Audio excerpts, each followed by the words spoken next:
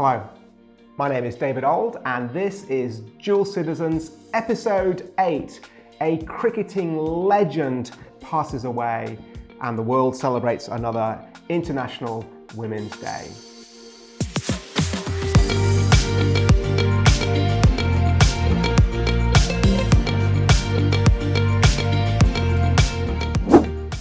Vale, Shane Warne. One of the biggest items in Australian domestic news this week has been the passing of cricket legend Shane Warne. Shane Warne, or Warnie as he was belovedly known, was Australia's #1 spin bowler for much of the 90s and 2000s. Over a 15-year career, Shane Warne took 708 Test wickets, which was until 2007 the highest career total of any player in the history of Test cricket. Reports so far suggest Warne died of natural causes, likely a heart attack, at a holiday villa on Thailand's Koh Samui Island while holidaying there with some friends.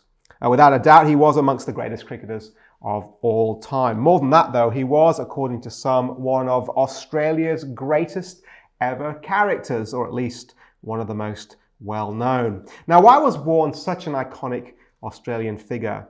Well, at the risk of being blunt, it's likely because of the hard living that likely contributed to his shockingly early death.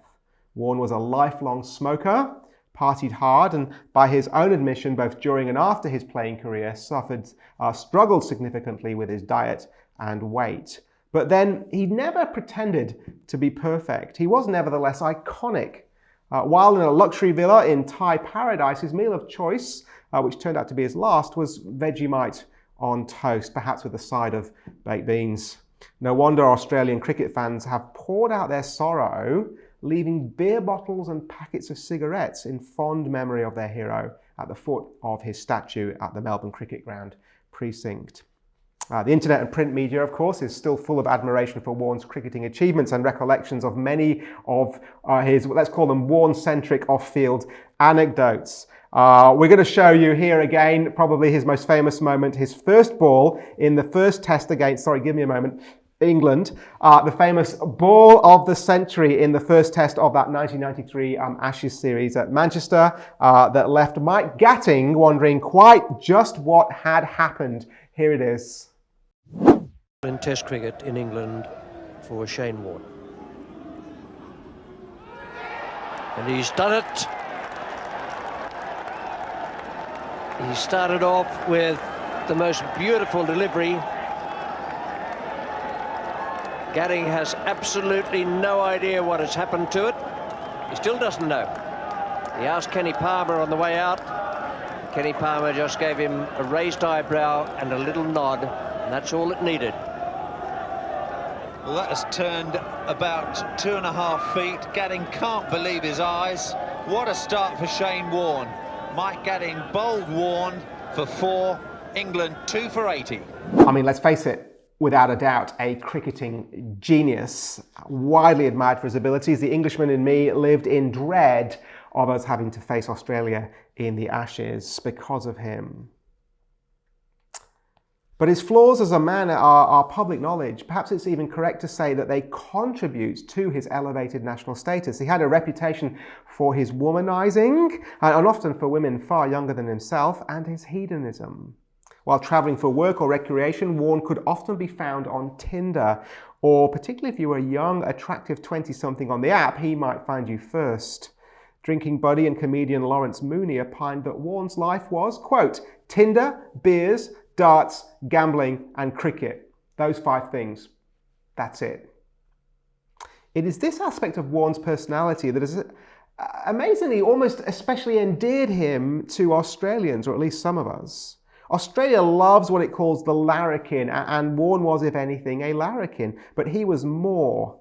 He lived his life with an almost surreal disregard for his own mortality and human frailty, and no doubt many who looked up to him are shocked at the fact that the thrilling circus of Warne's not-so-private life ended so soon. And it is, of course, a tragedy for his own family. He leaves behind his ex-wife and his children from whom he has been taken far too soon. And that is perhaps the enormous lesson from Warne's life and death. We can think that we're in control, that we're invincible, but it can all be snatched from us. Warne was in many ways invincible. At his best, he was utterly unplayable on the pitch. But it wasn't the only place where he could simply have his way. Whether spinning a ball left or swiping the screen right, it seems that he almost always got what he wanted. Or so it seemed. Indeed, who actually knows whether Warne was genuinely content, or maybe just always grasping for more? Now, at the church where I'm on staff, we're preparing for a short sermon series in the Old Testament wisdom book, Ecclesiastes. It is a fascinating read, famous for its bleak assessment of life in a broken world. Everything in creation that holds out so much promise, that should bring so much enjoyment, ends up, we're told, not truly satisfying us at all. The writer tells us about the different things he tried and explored to end up at this conclusion. So, for example, from Ecclesiastes chapter 2, verse 1, I said to myself, "Come now, I will test you with pleasure to find out what is good." But that also proved to be meaningless. Laughter, I said, is madness, and what does pleasure accomplish? I tried cheering myself with wine and embracing folly, my mind still guiding me with wisdom. I wanted to see what was good for people to do under the heavens during the few days of their lives. And it turns out nothing really makes a difference because, as the writer starkly puts it, we still die. Nothing can put off the inevitable. The truth is actually set out for us right at the very beginning. The first recorded words of the teacher are, "Vanity of vanities, all is vanity." Now, the word vanity here can be translated a number of different ways from the original Hebrew. Some Bibles will render it vapor or mist, that sense of something that can't be grasped and quickly goes. Others have the word meaningless. They're all good expressions of the same root word, but perhaps none of those translations actually grasps the essence of what is being communicated here, because that same word can simply be uttered as Abel. Abel, the name of the first child of Adam and Eve. And now we see what is really being communicated. Abel, whose birth promised so much. The man and the woman, of course, had been banished from the garden for their sin, shut out from the presence of God and cursed as punishment. And yet also given a great promise. The woman, who up to this point has no name, is told that her seed will crush the serpent who has deceived them. From her will come someone who will rescue humanity from this great tragedy of sin. And so she is then named Eve, which means the mother of all the living. And the living that's in view here is not simply lungs that breathe and a heart that beats, but the renewed, transformed life, sin forgiven, and hope for the future. And so the birth of Abel brings joy and hope and great anticipation. Is this the one? Well, we know the story. Abel's blood is spilled by his own brother. Rather than being the answer to sin, he becomes its great victim. And so, Abel, everything is Abel, says Ecclesiastes to us. It's all so disappointing.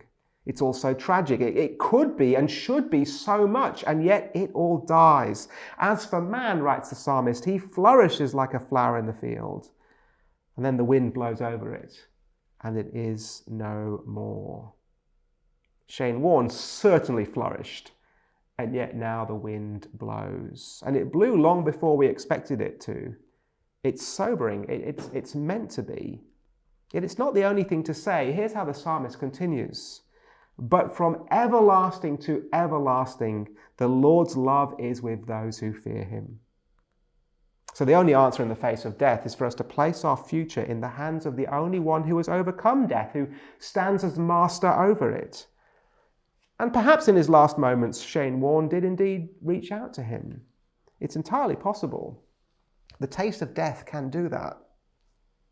As for the rest of us, maybe we can use this sobering moment to speak to those around us of the bigger things of life. There's a time to live and a time to die, says Ecclesiastes. We can't avoid either, and sometimes we need to be shocked into realizing it, and then shown what the answer is. Now, this week saw International Women's Day on Wednesday, the 8th of March, in which countries all over the world come together to celebrate the achievements of women globally and think about what more could be done. The day itself has its historical origins in 1908 in New York, where a group of 15,000 women marched for shorter working hours, better pay, and voting rights.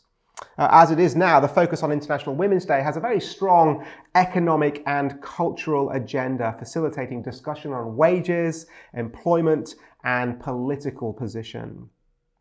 In accordance with a declaration by the Socialist Party of America, an interesting origin, the first National Women's Day there was observed across the United States on February the 28th. In 1910, a second International Conference of Working Women was held in Copenhagen. A woman named Clara Zetkin, who was the leader of the Women's Office for the Social Democratic Party in Germany, tabled the idea of this International Women's Day. She proposed that every year in every country there should be a celebration on the same day, a Women's Day, to press for their demands. The conference had over 100 women from 17 different countries representing unions, socialist parties, working women's clubs, and included the first 3 women elected to the Finnish parliament, quite a radical thing for the time. Following a decision agreed at Copenhagen, in Denmark a year later, 1911, International Women's Day was observed for the first time in Austria, Denmark, Germany, and Switzerland on the 19th of March. More than 1 million women and men attended rallies campaigning for women's right to work, to vote, to be trained, to hold public office, and generally for there to be an end to discrimination. International Women's Day was celebrated for the first time by the United Nations in 1975. They announced their first annual theme was Celebrating the Past, Planning for the Future, which was followed in 1997 with Women at the Peace Table, in 1998 with Women and Human Rights, and in 1999 with A World Free of Violence Against Women. All we've got to say, laudable aims. In 2001, the internationalwomensday.com platform was launched with the specific purpose of re-energizing this day, a focus which continues to the current day, celebrating and making visible the achievements of women while continuing the call for accelerating gender parity, arguing for choose to challenge, each for equal, balance for better, all these hashtags, press for progress, be bold for change, pledge for parity, make it happen, the gender agenda, and more. Today, last week's theme for International Women's Day was Changing Climates, Equality Today for a Sustainable Tomorrow. And it's been about recognizing and amplifying the important role that women and girls around the world play in addressing climate change. Women, as described by the United Nations here, are frequently sidelined when it comes to developing solutions to the climate crisis, with 67% of all climate-related decision-making roles currently held by men. This year's International Women's Day also argues that by excluding the voices of women, trans women, non-binary and gender non-conforming people, particularly those of indigenous peoples and people from the global south, that can only result in an impoverished understanding of the climate crisis, leaving us with little chance of ever achieving true climate justice. It also mentions the compound challenges faced by women of colour, women with disabilities, and of course queer or trans women, and seeks to stand in partnership with them. Some of the slogans for this year include: we will celebrate women's achievements, we will help forge women's equality, we will maintain a gender equal mindset, and forge a gender equal world. Well, what does the dual citizen want to say? Well, as Christians, we're informed by the Bible about the roles that men and women have. And so, having said that, there's a lot here that we would want to agree with.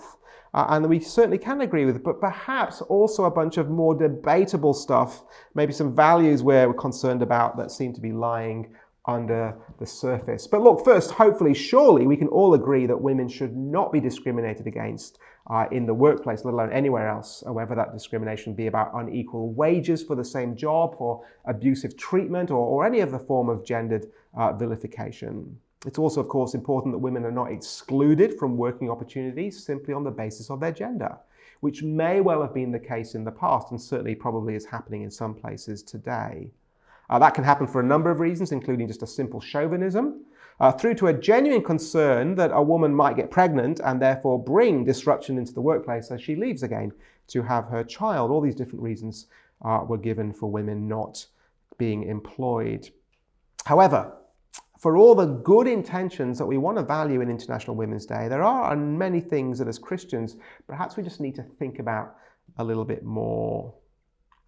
First and more foundationally, the idea of womanhood in this is not the same idea ultimately as about women that we get in the Bible. So we learn in Genesis 2 that the woman is made from Adam's side and made different to Adam as his helper. Now, however you understand that text, and of course there's debates about it, what we can't deny is that simple science affirms to us that men and women are different.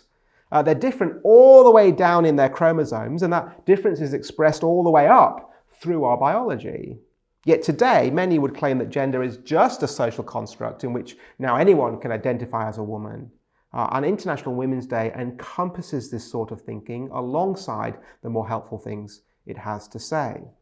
Secondly, and especially this year, it seems to be combining issues of gender with some forms of climate alarmism. As described by the United Nations, this year's theme is to get the voices of women heard in order to reverse the catastrophic effects of anthropogenic carbon emissions. That basically means man-made climate change. It seems behind this idea is this separate sub-agenda, one that's conflating these issues of world temperature rises with the position of women in political power. Now again, the primary claim that often women suffer more because of climate change is one to take seriously. But perhaps we can draw the line there. International Women's Day also espouses this critical theory of intersectionality, which equates the suffering and or privilege of women and people of color and minority sexual groups in categories of oppressed people. In a past episode, of course, we've dived into this topic in much greater detail, but the point for us here is that it's not just a movement. International Women's Day is not just a movement about gender, but smuggles in these other agendas into the worldview. Next, the goal here is to forge what they call a gender-equal world, one where all positions of power and influence are represented by a 50-50 split in gender representation. And that's going to require the addition of women's quotas, which means women or men ultimately may get chosen for a job not based on merit, but based on gender. Very similar, for example, to how the Biden administration has recently chosen a new nominee to be Supreme Court Justice. It seems, well, not seems, openly they've said it, based on her gender and her race. And in one sense, this requires society to flatten its own meritocracy, which may or may not be bad, but the danger is that it tokenizes often the position that these women get. Are they really there because they earned it or for some other reason? In one sense, it's actually insulting to some of these women, as competent as they may be. In a similar vein, International Women's Day is primarily concerned with positions of power and encourages a view of women that is fulfilled in career and apparently equal status with male positions of power. Now, famously on the Australian talk show Q&A a few years ago, Jordan Peterson, the, let's call him controversial, Canadian psychologist, asked a Labour MP if she was also an advocate for female bricklayers and a gender quota in manual labour jobs. The video went viral as the Labour MP struggled to understand the question to why she would support the equal distribution of men and women in those careers. And the point Peterson was making is often these ideas of gender equality are more concerned with power and financial influence and aren't consistently applied. They're not concerned with the actual natural choices that many women are making. So, just as an example, one thing you'll not see International Women's Day do, at least not overtly and at the front, is to encourage the stay-at-home mother who has chosen to dedicate her life to the service of her family. Indeed, in our current society, these ideas are frowned upon and almost spoken of as though they're female domestic slavery. They're laughed at. Yet as Christians, we know that men and women are created different, with an equality before God, but not the same roles necessarily as male and female. Do you know it is possible to have your work valued by things other than money?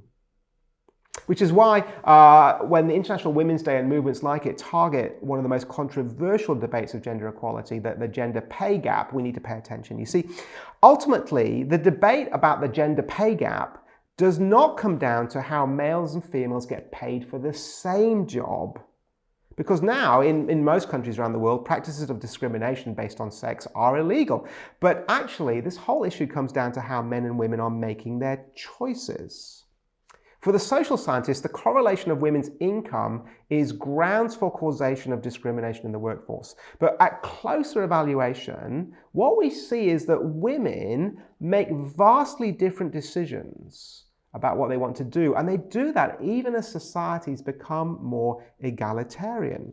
When offered more choices, the research shows us women are even more likely to choose jobs such as childcare, nursing, or even a full-time career as a mother. And those jobs just don't pay as much as other jobs. Now, whether they should do or not is a different debate, but there's just the facts. Men are less likely, when given total choice, to take maternity leave than women, and as expected, less likely to leave the workforce to have a baby. As one scientist put it, research suggests that greater nation-level gender equality leads to psychological dissimilarity in women's and men's personality traits. Or, if you're really free to choose who you want to be, it turns out that men and women want to be different. Because, as this research says, quote, society becomes more prosperous and more egalitarian, innate dispositional differences between men and women have more space to develop, and the gap that exists between men and women in their personality actually becomes wider.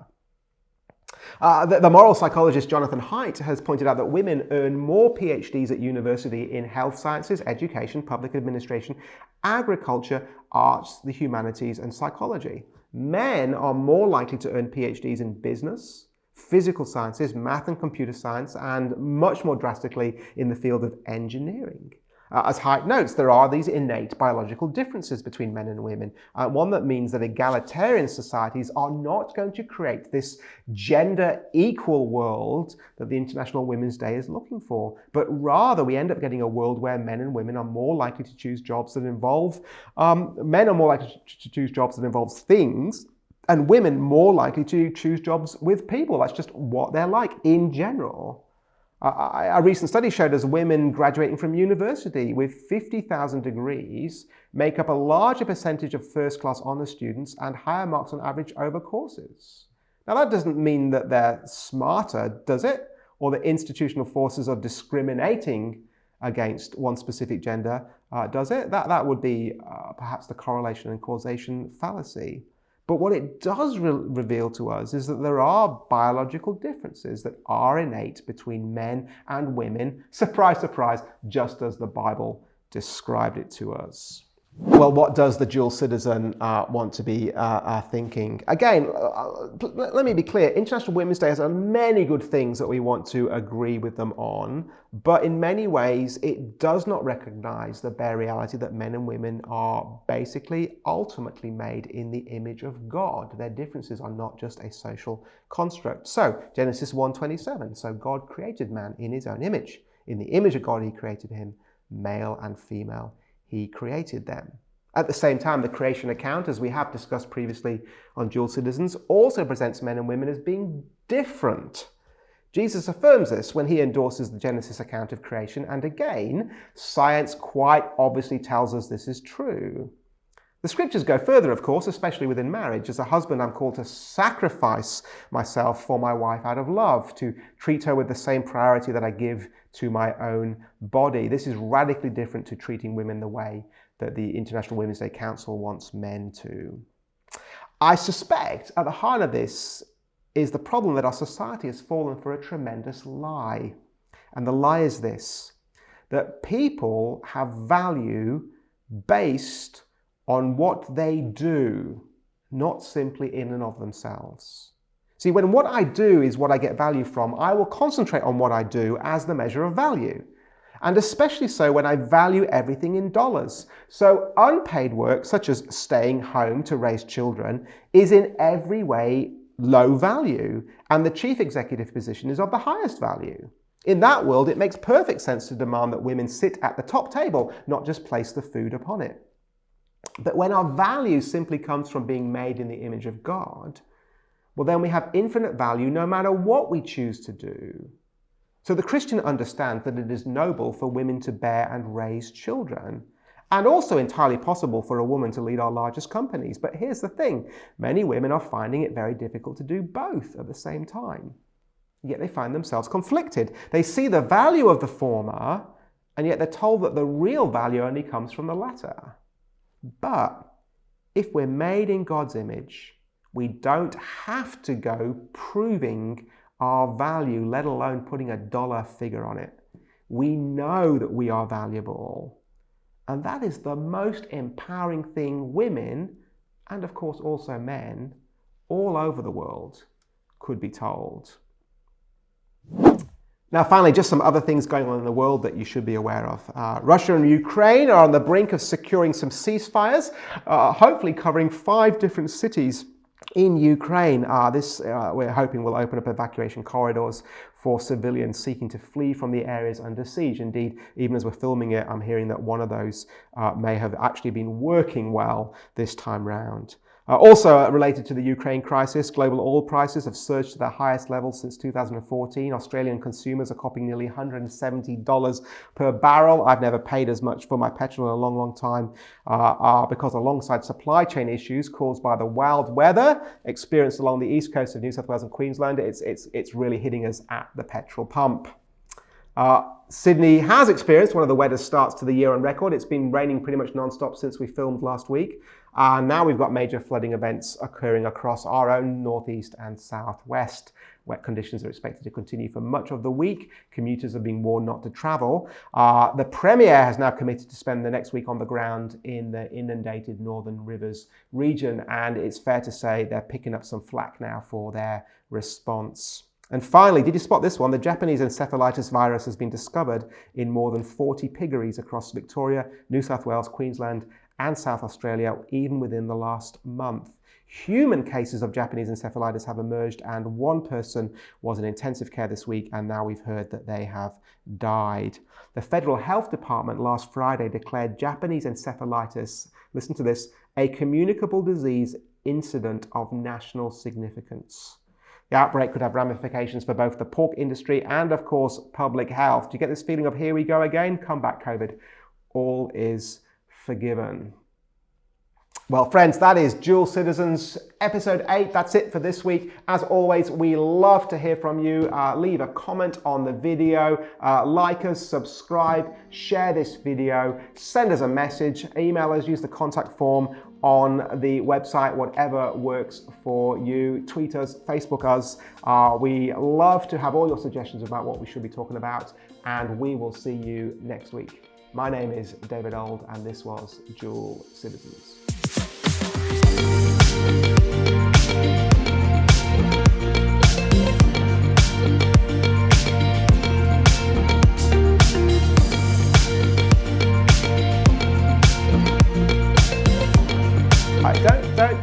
Don't you like the sweater vest? What was I going for? Well, I worked on the script and then I thought, well, it could be a cricketing, could be like a cricketing sweater vest thing. Do they have those here in Australia? Or maybe it's just my very white middle class mansplaining outfit. I don't know, you decide.